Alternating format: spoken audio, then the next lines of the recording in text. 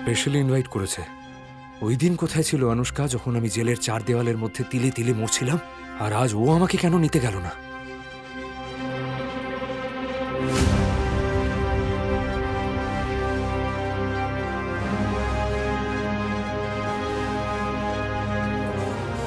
না না জামাইবাবু, ব্যাপারটা হলো আসলে বাড়িতে না কে জানে হঠাৎ করে প্রচুর পরিমাণে নেগেটিভিটি ঢুকে গেছে, সেটাই আমি স্যানিটাইজার দিয়ে ক্লিন করছিলাম।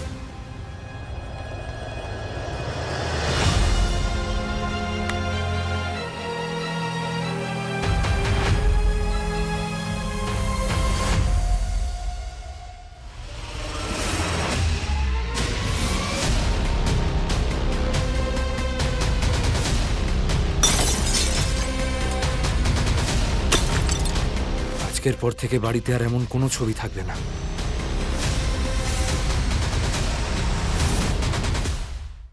তোমরা সবাই রেডি তো?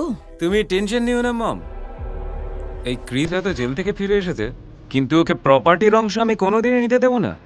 আর এবার ওকে জেলে নয়, অন্য পৃথিবীতেই পাঠিয়ে দেবো।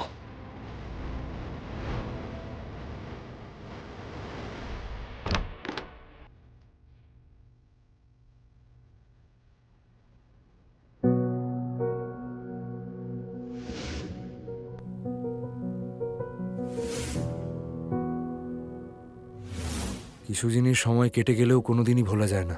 3 বছর পরেও ঘরটা একই রকম আছে। এত কিছু হওয়ার পরেও তোমার কথা মনে পড়ে অনুষ্কা।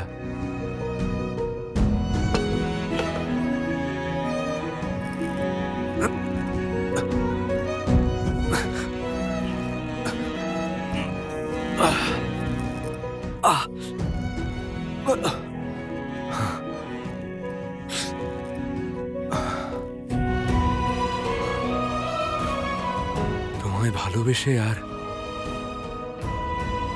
তোমায় বিয়ে করে আমি সব থেকে বড় ভুল করেছি অনুষ্কা। যদি তুমি আমায় সত্যিই ভালোবেসে থাকতে অনুষ্কা,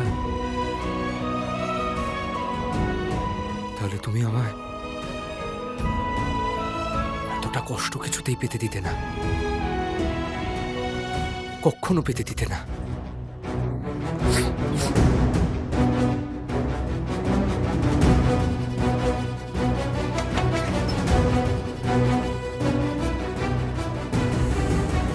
তুমি আমাদের প্রথম দেখা হবার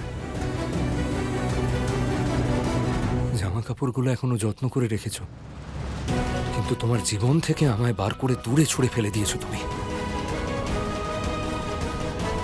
সবকিছুর উত্তর তোমায় দিতে হবে অনুষ্কা, উত্তর দিতে হবে।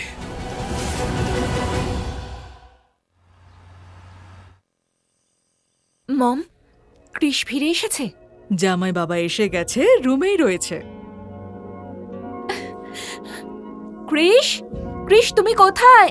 ক্রিস, ক্রিস কোথায় তুমি?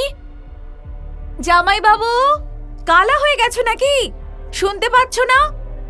অনুষ্কা দিদি চলে এসেছে। যদি আজ আবার তুমি অনুষ্কা দিদিকে অপমান করো, তাহলে তোমাকে ছাড়বো না আমি। চলে এসো নিচে। এসে গেছে।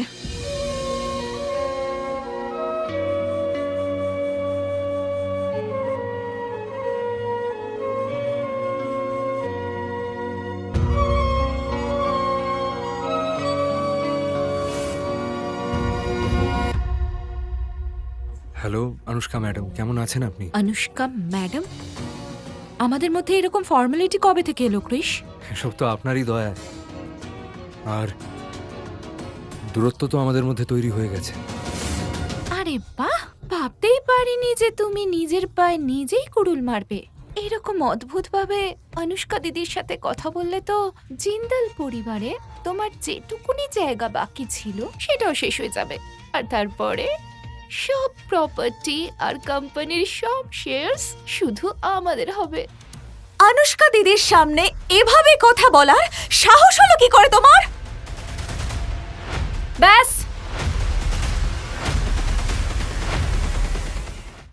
ব্যাস, অনেক হয়েছে। দিদি, এই অসভ্য লোকটার জন্য অপেক্ষা করে তুমি 3 বছর কাটিয়ে দিলে, আর এ এখন তোমার সঙ্গে এত অসভ্যতাম করছে, এটা আমি সহ্য করব না। ব্যাস, অনেক হয়েছে, বললাম তো। সম্পূর্ণ গল্পটি দেখার জন্য ডাউনলোড করুন পকেট এফএম অ্যাপ এখনই।